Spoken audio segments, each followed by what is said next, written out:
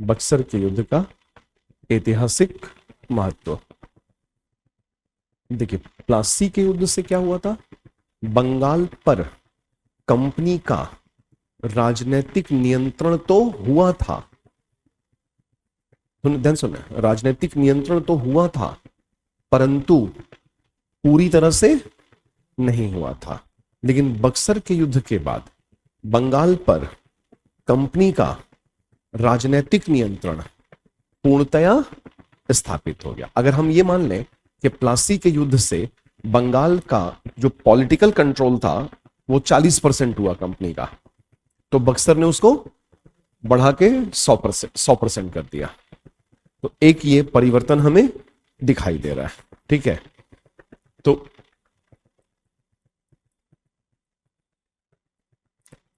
इसको लिखिएगा जरा, साथ ही साथ लिखिए। प्लासी के युद्ध से कंपनी का बंगाल पर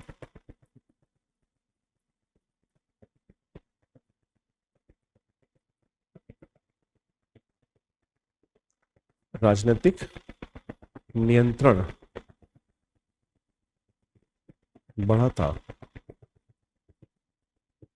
परंतु परंतु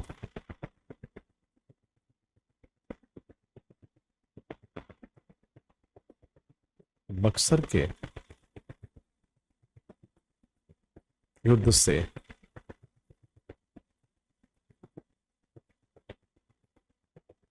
यह नियंत्रण बक्सर के युद्ध से यह नियंत्रण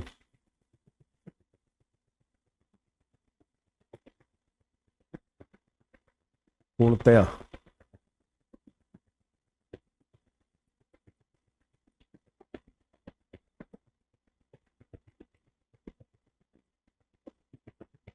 स्थापित हो गया था। ठीक है, एक ही डिफरेंस दिखा।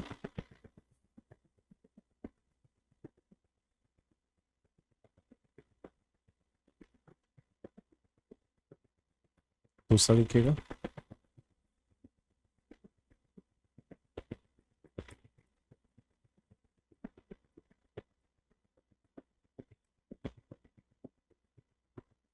प्लासी के युद्ध से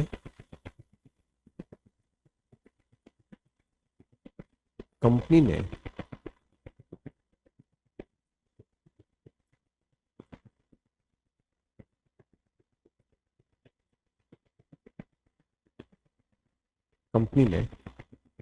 लूट खसोट के द्वारा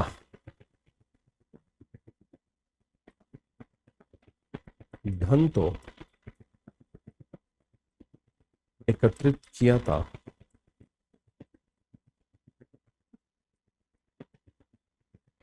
परंतु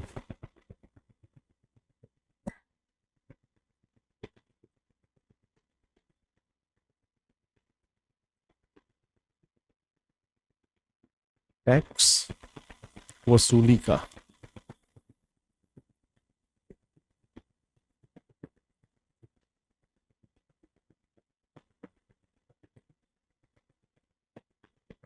अधिकार टैक्स वसूली का अधिकार नहीं मिला था। प्लासी के बाद कंपनी के पास टैक्स वसूली नहीं था बंगाल का। वो सिर्फ क्या करते थे? पैसा लूटते थे और लूट करके पॉकेट भर लेते थे। लेकिन बक्सर के युद्ध में क्या परिवर्तन आ गया? मुगल सम्राट शाह आलम द्वितीय से लिखित रूप में बंगाल का दीवानी अधिकार प्राप्त हो गया ना, यानी कि टैक्स के वसूली का अधिकार प्राप्त हो गया।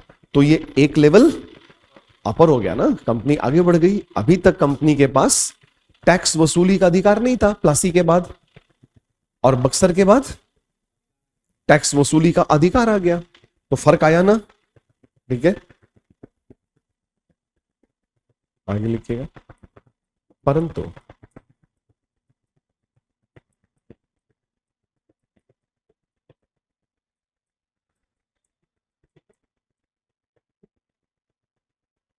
बक्सर के युद्ध के बाद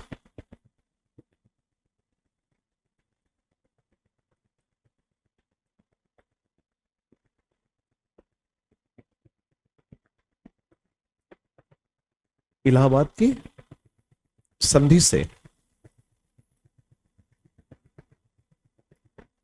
कंपनी ने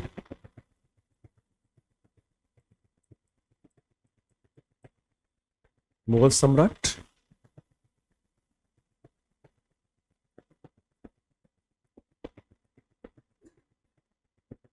शाह आलम द्वितीय से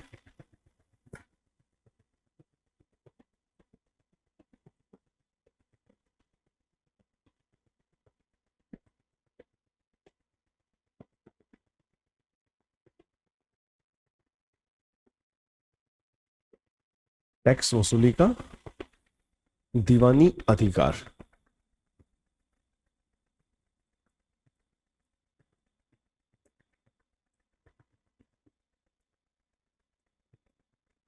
प्राप्त कर लिया था।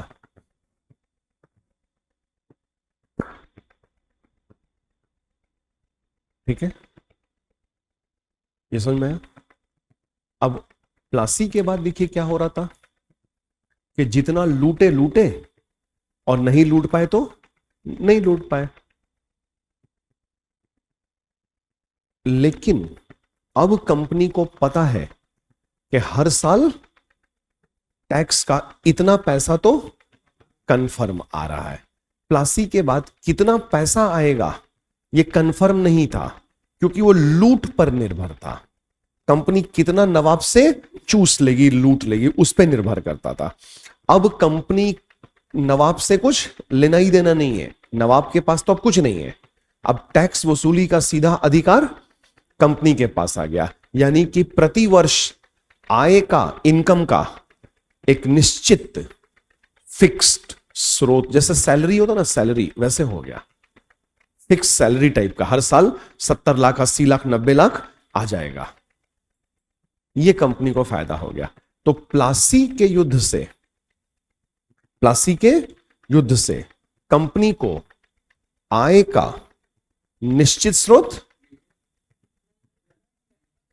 प्लासी से नहीं मिला, और बक्सर के युद्ध के बाद इलाहाबाद की संधि से कंपनी को आय का एक निश्चित स्रोत मिल गया। और जब आदमी देखिए आय का एक निश्चित स्रोत आ जाता है ना, तो आदमी आगे की प्लानिंग आराम से कर सकता है।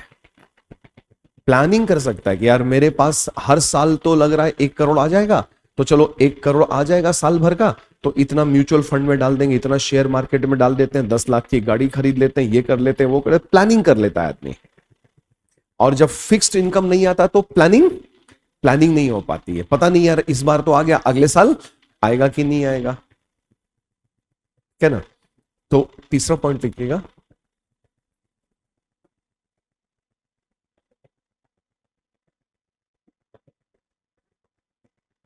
प्लासी के युद्ध से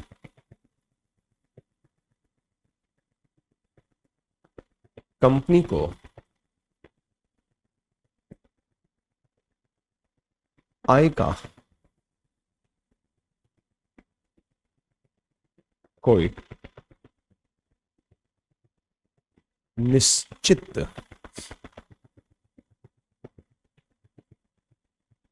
स्रोत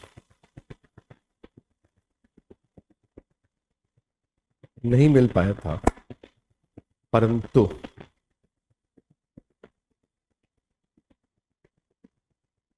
बक्सर के युद्ध से कंपनी को आय का एक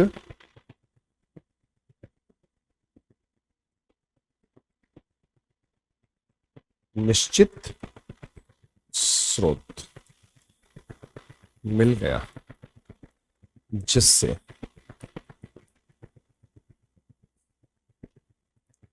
आय का एक निश्चित स्रोत मिल गया, जिससे कंपनी अब भारत में योजनाबद्ध तरीके से आगे बढ़ सकती थी, प्लानिंग हो गया। ठीक, ये 3 फर्क दिखा। हालांकि दूसरा पॉइंट तीसरे पॉइंट से ही, तीसरा पॉइंट दूसरे से ही निकल रहा है, मिलता जुलता पॉइंट है, उसी से हमने निकाल के पॉइंट बढ़ा लिया। अब देखिए, प्लासी में कौन हारा? बंगाल का नवाब हारा। ठीक, बक्सर में कौन हारा? बंगाल का नवाब भी हारा, अवध का नवाब भी हारा। लेकिन सबसे महत्वपूर्ण बात यहां पे क्या थी? नाम मात्र का ही सही, मुगल सम्राट हारा था। वो भले कागज पे सम्राट था, लेकिन अंग्रेज क्या बोलेंगे? हमने सम्राट को हराया है। तो प्लासी, अगली लाइन ध्यान से सुनिएगा, प्लासी का युद्ध बंगाल की पराजय थी। प्लासी का युद्ध बंगाल की पराजय थी, क्योंकि बंगाल का नवाब सिराज हारा था। लेकिन बक्सर का युद्ध भारत की, हां, भारत की पराजय माना जाएगा, क्योंकि मुगल सम्राट हार गया था, जो भारत को रिप्रेजेंट, भारत का प्रतिनिधि था। भले कागज पे था, लेकिन वो इंडिया को रिप्रेजेंट करता था, इंडिया का प्रतिनिधि था। तो हार के मामले में लेवल बहुत अलग है। प्लासी में सिर्फ बंगाल हार रहा है, भारत नहीं हार रहा है। लेकिन बक्सर में बंगाल, अवध के साथ साथ भारत हार रहा है, क्योंकि सम्राट शाह आलम द्वितीय हार रहा है। ये डिफरेंस आएगा। तो चौथे पॉइंट में लिखिएगा, प्लासी की हार या पराजय, कुछ भी लिखिए, प्लासी की हार को बंगाल की हार माना जाएगा, हार माना गया। जबकि बक्सर में मुगल सम्राट शाह आलम द्वितीय के हारने से इसे हिंदुस्तान की हार माना गया। ठीक है, समझ में आ गई पूरी बात? चारों पॉइंट समझ में आया? क्वेश्चन कैसे बनेगा मेंस में? देखिए, प्रश्न कैसे बनेगा।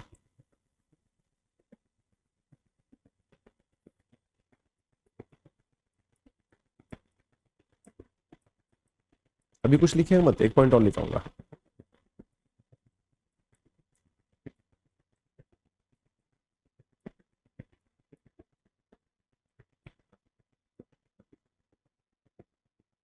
प्लासी कोई महत्वपूर्ण युद्ध नहीं था, ये तो पता चल गया आपको। तो फिर कौन सा युद्ध महत्वपूर्ण था? बक्सर महत्वपूर्ण था, प्लासी कोई महत्वपूर्ण युद्ध नहीं था।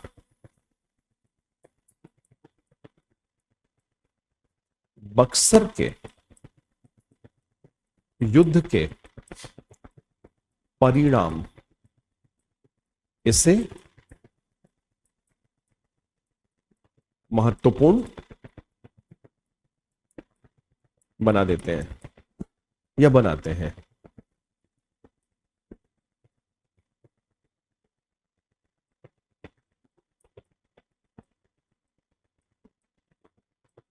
कथन की चीरफाड़ करके बताएं कि क्या मतलब है इस कथन का। हाँ, जो लिखा है वही मतलब है, एकदम सही। तो हमने उत्तर से प्रश्न बनाया, ठीक है ना? प्रश्न से उत्तर नहीं बनाया, पहले उत्तर डिस्कस कर लिया, उसी को प्रश्न बना दिया। ठीक है, बोलो कोई डाउट? आंसर में प्रश्न तो देना ही पड़ेगा, वो तो परिचय में देना पड़ेगा कि बक्सर का युद्ध वास्तव में कोई पृथक युद्ध ना होकर के प्लासी के ही युद्ध का विस्तार था।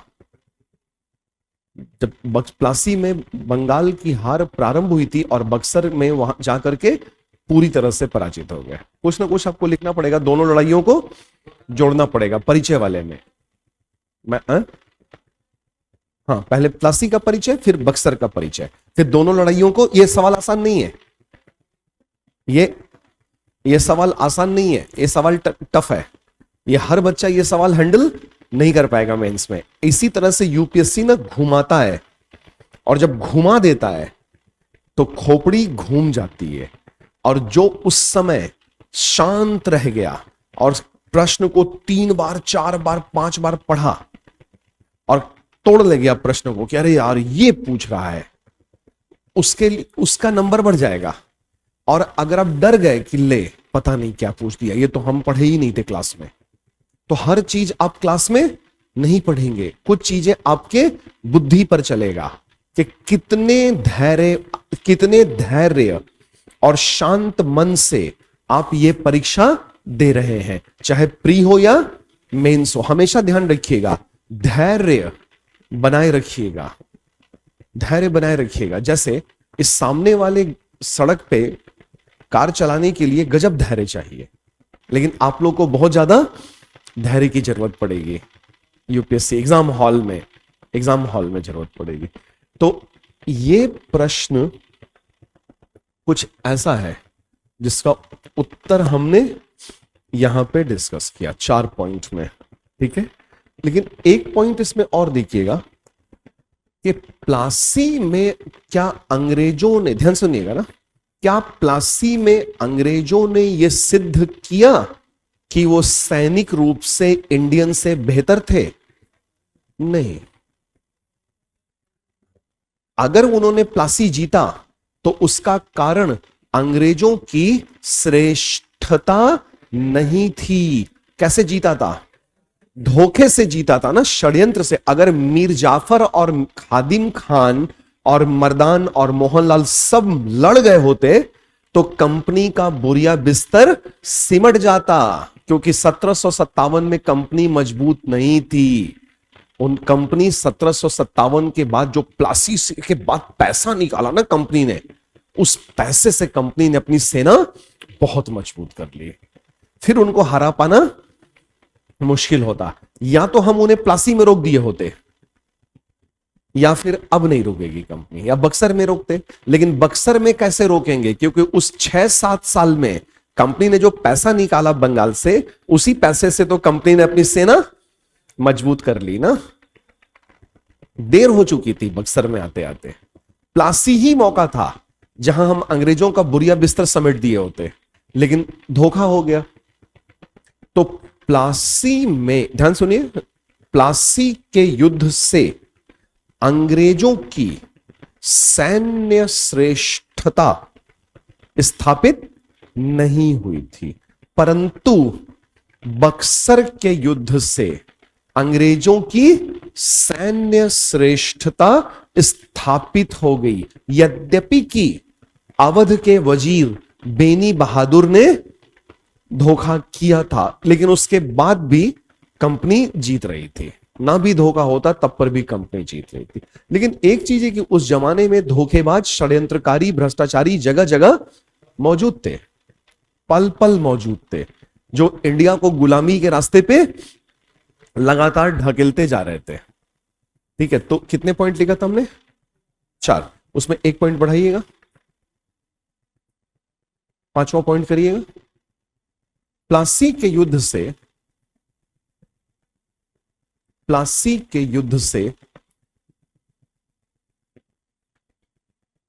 अंग्रेजों की सैन्य श्रेष्ठता सिद्ध नहीं हो पाई थी,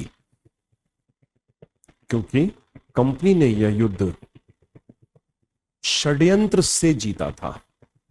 परंतु बक्सर के युद्ध में 3 सम्मिलित भारतीय शक्तियों को पराजित कर अपनी सैन्य श्रेष्ठता सिद्ध कर दी थी। ठीक है, यह हुआ था। अब समझ में आ गया? दोनों युद्धों को अब हमने क्या कर दिया? लिंक किया ना, जोड़ दिया। प्लासी को बक्सर से जोड़ दिया कि प्लासी में क्या हुआ। अब ध्यान से आगे सुनिए। प्लासी में जो कुछ हुआ और जो कुछ नहीं हुआ, देखिए ध्यान से सुनिएगा। प्लासी में कंपनी को कुछ मिला और कुछ नहीं मिला, और जो कुछ कंपनी को प्लासी में नहीं मिला, बहुत समझ गए आप लोग, वो सब कुछ बक्सर में मिला। यह भी सवाल है, उसी तरीके का सवाल, यही सवाल बन। तो इसी तरह से ना यूपीएससी घुमा घुमा करके सवाल करती है, लेकिन उत्तर वही रहता है घुमा फिरा के, उत्तर नहीं बदलता ज्यादा, लेकिन सवाल पूछने का तरीका लगातार बदलता जाएगा। तो आपको ना एक चीज और सीखना है, आंसर राइटिंग के अलावा एक चीज और सीखना है, टॉपिक पे किस प्रकार सवाल बनाए जा सकते हैं। ठीक है, या इस तरह से कुछ क्वेश्चन आए, या फिर देखिए दूसरा प्रश्न लिखिएगा, नहीं प्रश्न कुछ पे भी,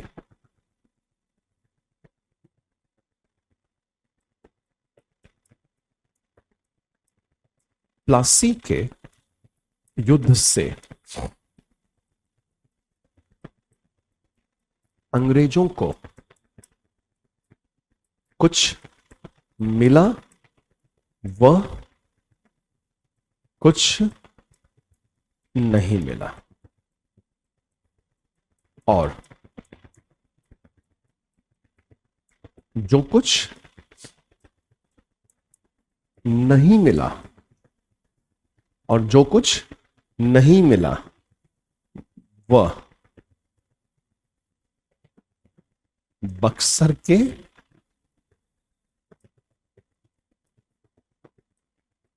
युद्ध से मिला, बक्सर के युद्ध से मिला। कथन की देखते जाइएगा, बस कथन की विवेचना करें। ठीक है, विवेचना करें, या इसी प्रश्न को और टेढ़ा कर दूं मैं, सेम चीज को, इसी प्रश्न को टेढ़ा कर दो।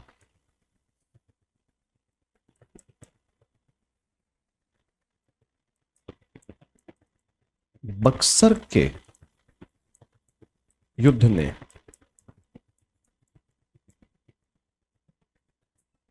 प्लासी के परिणामों पर, बक्सर के युद्ध ने प्लासी के परिणामों पर मुहर लगा दी। बक्सर के युद्ध ने प्लासी के परिणामों पर मुहर लगा दी, मतलब यही प्रश्न है कि प्लासी में कुछ मिला और कुछ नहीं मिला, और जो प्लासी के परिणामों से नहीं मिला वो सब कुछ कंपनी को बक्सर के युद्ध के बाद जो इलाहाबाद की संधियां हुई उनसे कंपनी को मिल गया। तो एक ही सवाल कई तरीके से पूछा जा सकता है, सवाल इस तरीके के, ये तो मुख्य परीक्षा के। और एमसीक्यूज जो होते हैं, मल्टीपल चॉइस क्वेश्चंस, बहुविकल्पीय प्रश्न, वो प्रारंभिक परीक्षा में जाते हैं। ठीक है, टॉपिक वही रहता है, चाहे प्लासी और बक्सर ही क्यों ना हो, प्रारंभिक परीक्षा के लिए भी आप वही पढ़ें और मुख्य परीक्षा के लिए भी वही पढ़ रहे हैं। तो प्रारंभिक परीक्षा के जो सवाल होते हैं वो सिर्फ क्या हो जाते हैं, बहुविकल्पीय एमसीक्यूज हो जाते हैं, और मुख्य परीक्षा के यही सवाल सब्जेक्टिव इंटरप्रिटेशन पे बेस्ड हो जाते हैं। उसमें आपको लिखना पड़ता है, सोच करके उत्तर बनाना होता है, प्रश्न का उत्तर बनाना होता है। और इस तरीके की चीजों के लिए आपको चाहे एमसीक्यूज अपना सेल्फ इवैल्यूएशन करना हो, स्वतः मूल्यांकन करना हो, या आपको मान लीजिए क्वेश्चन पीवाईक्यूज नहीं इकट्ठा हो पा रहे हैं कि एक जगह पे सारा पीवाईक्यू मुझे प्लासी और बक्सर का मिल जाए इस टॉपिक का, तो चाहे वो प्री हो या मेंस हो, या आप हैक करना चाहें कि क्या आगे आने वाले वर्षों में जब आप लोग प्रारंभिक या मुख्य परीक्षा दे रहे होंगे तो इस टॉपिक से, इस पर्टिकुलर टॉपिक से यूपीएससी क्या कुछ सवाल बनाना चाहेगी या क्या संभावित प्रश्न बन सकते हैं, इसी के लिए आपको थोड़ी हेल्प लेनी पड़ेगी बस। और उस हेल्प में आपको जाना पड़ेगा आज के, चूंकि आप स्मार्ट जनरेशन के लोग हैं, आज के जमाने के लोग हैं, तो आपको थोड़ी सी मदद लेनी होगी आर्टिफिशियल इंटेलिजेंस की। आर्टिफिशियल इंटेलिजेंस आप चाहे तो चैट जीपीटी का इस्तेमाल कर सकते हैं इसके लिए, और या फिर गूगल जेमिनाई का इस्तेमाल कर सकते हैं। हमने यहां पे चैट जीपीटी लिया, ठीक है। हम इस पे टाइप कर देते हैं कि probable questions for UPSC pre from Plassey and Buxer, ठीक है। और आप इसमें प्रॉम्प्ट दीजिएगा, जो आदेश दे रहे हैं आप चैट जीपीटी और आर्टिफिशियल इंटेलिजेंस को, वो बहुत इंपॉर्टेंट होगा, क्योंकि ये वरना साधारण से सवाल बना देगा। तो इसमें क्या प्रॉम्प्ट देंगे? डिफिकल्ट क्वेश्चंस, डिफिकल्ट क्वेश्चंस, हाँ डिफिकल्ट क्वेश्चंस। और क्या? Statement based, statement based, true false, true false and assertion reason, assertion reasoning वाले क्वेश्चंस। और कुल आप बोलिए इसको कि हमें 10 MCQs चाहिए, 10 MCQs। तो यहां पे आप देखिए तुरंत आ जाएगा ये 10 सवाल, ठीक है। चाहे आप इंग्लिश में चाहें तो इंग्लिश में आ जाएगा, और हिंदी में चाहे तो हिंदी में भी आ जाएगा, सेम क्वेश्चंस। तो यहां पे देखिए ये क्वेश्चंस आपको प्रैक्टिस करने के लिए बन गया। तो आप इस पे प्रैक्टिस करिए MCQs। पहले क्या करिए, आंसर मत लीजिए। आंसर ले लेंगे तो चीटिंग करने का मन करने लगता है ना, देख ले देख ले देख ले देख ले लेकिन वो मत करिएगा। पहले क्वेश्चन देख लीजिए, 10 क्वेश्चन लिया आपने MCQs प्लासी और बक्सर का, आप इसको सॉल्व करिए, घर पे बैठ के इसको सॉल्व करिए। अब फिर उसके बाद बोलिएगा कि क्वेश्चन आंसर, इन क्वेश्चंस का आंसर दीजिए हमें, और फिर आप इससे चेक करिए और देखिए कि कितना स्कोर आपका बन रहा है, ठीक है। तो सेम दूसरा प्रॉम्प्ट दीजिएगा इन हिंदी, ठीक है, इन हिंदी। तो सेम क्वेश्चंस हिंदी में आ गए, ठीक है ना। और यहां पे दूसरा आपके पास है ये, देखिए, अगर आप जेमिनाई से लेते हैं, गूगल जेमिनाई से, चैट जीपीटी के अलावा, तो गूगल जेमिनाई भी आपका मित्र बन सकता है इस तैयारी में। तो इस यूपीएससी सिविल सर्विस एग्जामिनेशन की इस प्रिपरेशन में आपको क्या करना है? आर्टिफिशियल इंटेलिजेंस को अपना दोस्त बनाना है, अपना दोस्त, अपना मेंटोर बनाना है, ठीक है। और इससे हेल्प लेनी है, इससे हिचकना नहीं है, इससे हेजिटेट मत करिए, इससे हेल्प लीजिए। और इसमें प्री में काफी हेल्पफुल है, मेंस के लिए अंडर सुपरविजन आपको रहना पड़ेगा, क्योंकि मेंस एग्जामिनेशन सब्जेक्टिव इंटरप्रिटेशन पे बेस्ड होता है। तो मेंस एग्जामिनेशन के लिए आपको अपने मेंटोर्स और अपने फैकल्टीज के सुपरविजन की थोड़ी जरूरत पड़ेगी। एमसीक्यूज के लिए आप बिंदास इस्तेमाल कर सकते हैं गूगल जेमिनाई का। तो गूगल जेमिनाई को आप प्रॉम्प्ट देंगे, चाहे वॉइस कमांड दे सकते हैं आप, चाहे टाइप कर सकते हैं। इसको बोलते हैं हम लोग prepare 10 MCQs on Plassey and Buxer for IS pre exam, ठीक है, IS प्री एग्जाम। और एक चीज जरूर दे दीजिएगा, डिफिकल्ट एंड मॉडरेटली डिफिकल्ट, ठीक है, मॉडरेटली डिफिकल्ट क्वेश्चंस। और प्रॉम्प्ट देंगे statement based assertion reasoning true false, ऐसे करके इसमें कमांड दे। जब तक आप प्रॉपर इसको नहीं देंगे ना प्रॉम्प्ट, तब तक अच्छे क्वेश्चंस निकल के नहीं आएंगे। तो फिर वो वन लाइनर क्वेश्चन आ जाएगा। तो वन लाइनर क्वेश्चन यूपीएससी में ज्यादा काम नहीं करता, ज्यादा कारगर नहीं होता है। तो देखिए स्टेटमेंट बेस्ड, ठीक है, true false and assertion reasoning, assertion, ये हमने कमांड दे दिया, ठीक है। अब ये थोड़ा सोच रहा है और अब इस तरीके के क्वेश्चंस ये हमें दे रहा है। Consider the following statement, statement based prompt दिया आपने, कंसीडर द फॉलोइंग स्टेटमेंट। तो हमें ये क्वेश्चन इंग्लिश में मिला, और अगर हम चाहते हैं कि ये हमें हिंदी में दे तो बस कुछ नहीं, ऑल्सो इन हिंदी। आ गया? Also in Hindi. तो ये आपने प्रॉम्प्ट दिया था स्टेटमेंट बेस्ड, तो दिया ना, पहला क्वेश्चन स्टेटमेंट बेस्ड हुआ।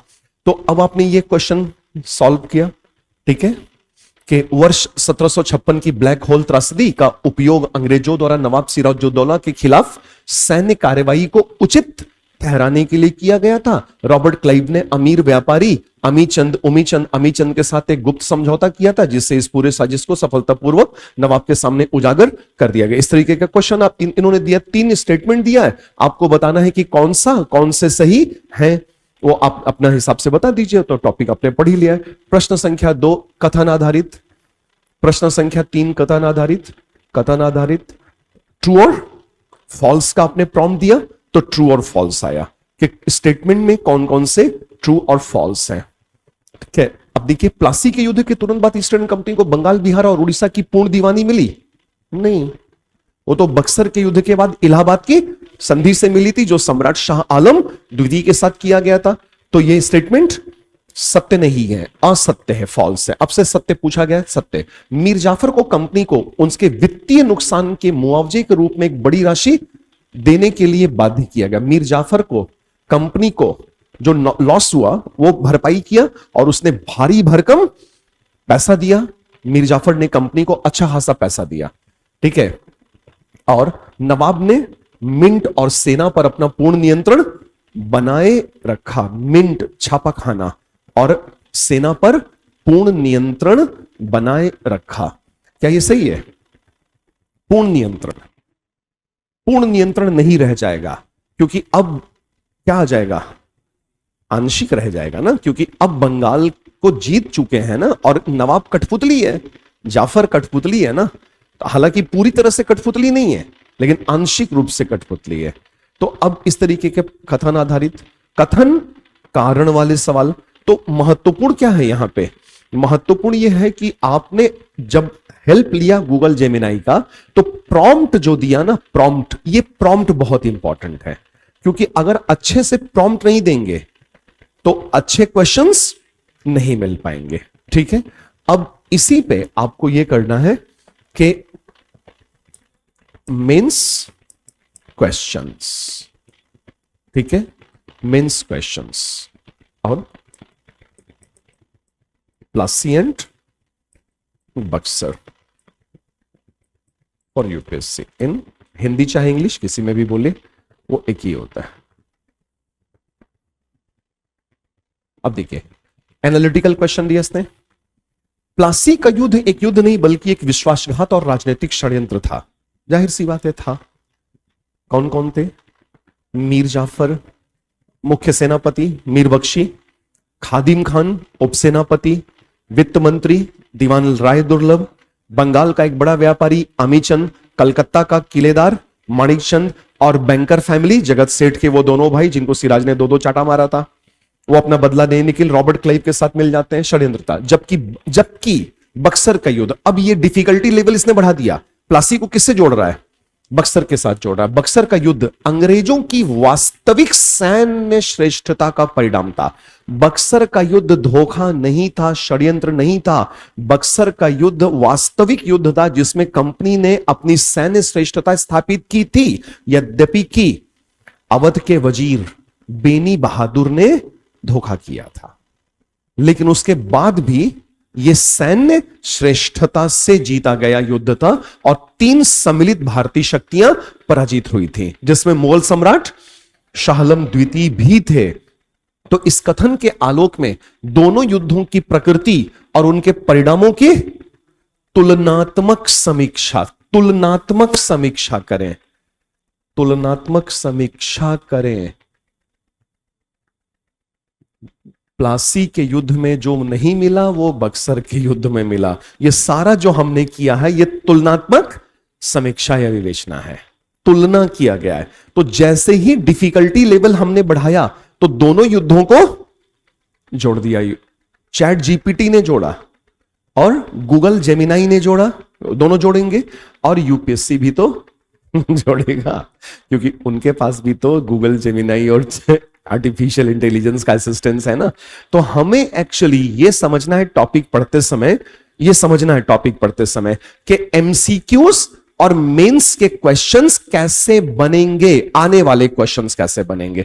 और इस पूरे में हमारी हेल्प कौन कर देगा, हमारे अलावा हमारे फैकल्टीज और आपके मेंटोर्स के अलावा, जो हमारा क्लासरूम प्रोग्राम है, जो वीकली टेस्ट है, सबके अलावा गूगल जेमिनाई से आप हेल्प ले सकते हैं। आर्टिफिशियल इंटेलिजेंस, कई तरीके के आर्टिफिशियल इंटेलिजेंस है, जो आपको ठीक लगे वो आप हेल्प ले सकते हैं। ये दो प्रमुख हैं, गूगल जेमिनाई और चैट जीपीटी। ठीक है, तो इसमें आपको हेल्प लेना है, इससे हिचकिएगा मत। हां, मुख्य परीक्षा वाले जो सवाल है ना, उसमें थोड़ा सा फैकल्टी से कांटेक्ट करिएगा, कंसल्ट करिएगा कि सर ये सवाल आया है और मैंने ये जवाब लिखा, जरा एक बार देख लीजिए कि क्या ये सही है। क्योंकि मेंस तो सब्जेक्टिव इंटरप्रिटेशन है ना, मेंस में एनालिसिस है, इन डेप्थ एनालिसिस है, कॉन्सेप्चुअल क्लैरिटी चाहिए और कोरिलेशन चाहिए। ये 2-3-4 चीजें चाहिए होती हैं, तो थोड़ा सा डिफिकल्टी लेवल रहेगा। आप लिखिए इसको, हेल्प लीजिए, बेझिझक हेल्प लीजिए, कोई इशू नहीं है, कोई इशू नहीं है। आप लोग जेनजी हैं, स्मार्ट जनरेशन है, और स्मार्ट जनरेशन बिना एआई के आगे नहीं बढ़ता।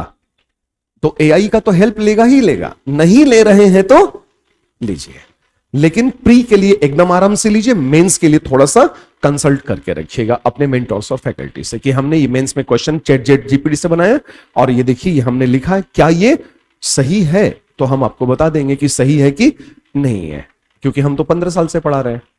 चैट जीपीटी की पैदाइश अभी की है, तो कितना एक्यूरेसी है वो एक बार कंफर्म करना पड़ेगा आपको, मेंस के लिए खास तौर पे। तो ये हमने पहले ही एनालाइज कर लिया कि दोनों युद्ध कैसे एक दूसरे से जुड़ रहे हैं। और देखिए अंत में इन्होंने भी, गूगल जेमिनाई ने भी सेम वही किया ना, जब डिफिकल्टी लेवल बढ़ाया तो उन्होंने दोनों को जोड़ा। और यहां मैंने जो आपको यह सवाल दिया है, ये एक ही सवाल है दोनों, बस पूछने का तरीका बदला है। ये पता है क्वेश्चन किस लेवल का है? ऑप्शनल का क्वेश्चन है। हमने जो डिस्कस किया जीएस में, ये एक्चुअली ऑप्शनल का लेवल था, ये जीएस के लेवल से ऊपर था। और चैट जीपीटी ने भी आपको प्रैक्टिस करने के लिए जो दिया वो जीएस के लेवल से ऊपर जाकर के दिया है। टफ है, यही यूपीएससी है, ठीक है ना। कंटेंट वही है, लेकिन कितनी चालाकी और समझदारी से जोड़ा गया है प्लासी और बक्सर को। इसीलिए पहले मैंने जोड़ा, आप फिर समझे, तब हमने ये क्वेश्चंस लिए। तो ऐसे में क्वेश्चन लिखना आसान हो जाता है। मतलब यूपीएससी आपसे ये एक्सपेक्ट करता है कि एक ही चीज को आप कितने एंगल से सोच सकते हैं, देख सकते हैं। सिर्फ पढ़ना नहीं है, पढ़ने के बाद उसको मल्टी डायमेंशनल अप्रोच लेना है। मल्टी डायमेंशनल अप्रोच लेना, कितने अलग अलग तरीके से सोच सकते हैं। समझ में आ गई पूरी बात?